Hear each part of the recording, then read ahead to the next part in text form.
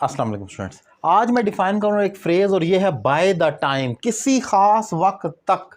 हम उर्दू में कह सकते हैं तब तक। अगर हमने कहना हो तब तक, आम तौर पर कि मैं खाना खा रहा हूँ तब तक वो चला जाएगा या वो जा चुका होगा। तुम सो रहे हो, तुम्हारे जागने तक वो काम कर चुका होगा। तो इस सूरत हाल में जब आपने तब तक कहना हो तो वहाँ पर बाय द टाइम का फ्रेज़ आता है। एग्जाम्पल से समझाता हूँ, ज़रा क्लियर हो जाएगा। It is too late now, अब बहुत देर हो चुकी है। He will have gone by the time I go there, मेरे पहुँचने तक वो जा चुका होगा।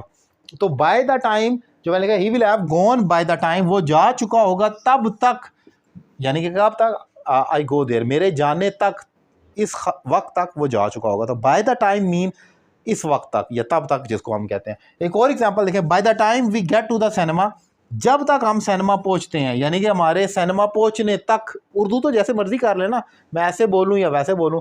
तो यहाँ by the time we get to the cinema, हमारे सिनेमा पहुंचने तक, the film will have started, film शुरू हो चुकी होगी। आमतौर पर बाय द टाइम को आप फ्यूचर में रखते हैं, बट ये कोई कंफर्मेशन नहीं है। आप पास्ट में भी एग्जांपल्स में पुट कर सकते हैं, लेकिन सूट जो कर रहा होता है वो बाय को आप फ्यूचर में करते हैं, मेरे पहुंचने तक, by the time I reach there.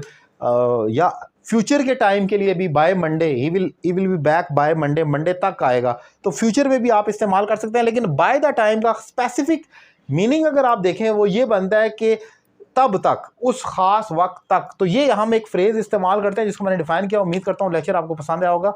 अपनी राय का इजहार करें, और अगर आप मुझसे ऑनलाइन इंग्लिश लैंग्वेज कोर्स करना चाह रहे हैं तो मेरा नंबर आपकी स्क्रीन पर मौजूद है। आप एक रीजनेबल फी पे करके मुझे ज्वाइन कर सकते हैं और घर बैठे अपनी इंग्लिश में एक ज़बरदस्त इंप्रूवमेंट ला सकते हैं। Thank you very much.